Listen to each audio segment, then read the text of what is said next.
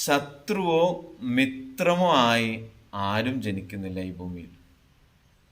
മറിച്ച് നമ്മുടെ പെരുമാറ്റം കൊണ്ടും വാക്കുകൾ കൊണ്ടും നമ്മൾ ശത്രുക്കളെയും മിത്രങ്ങളെയും ജനിപ്പിക്കുന്നു.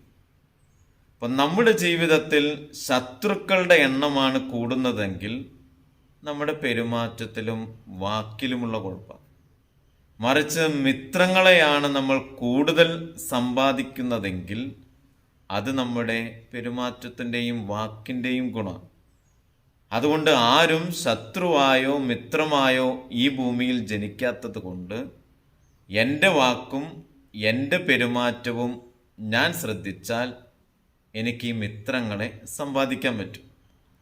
അതുകൊണ്ട് ഞാനായിട്ട് ശത്രുവിനെയോ മിത്രത്തെയോ ജനിപ്പിക്കുന്നത് എൻ്റെ വാക്കുകളിലൂടെയും എൻ്റെ പെരുമാറ്റത്തിലൂടെയാണ്. അതുകൊണ്ട് നല്ല പെരുമാറ്റത്തിന് ഉടമയായിട്ട് മാറണം.